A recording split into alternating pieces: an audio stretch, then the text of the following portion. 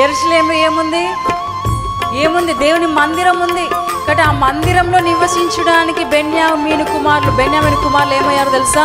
ఇష్టపడ్డారు. ఈరోజు ప్రియ దేవుని బిడ్డ, నీవు దేవుని మందిరంలో ఉండడానికి ఎప్పుడైతే ఇష్టపడతావో దేవుడు నీ జీవితాన్ని కూడా అద్భుతమైన జీవితంగా మార్చబోతున్నాడు.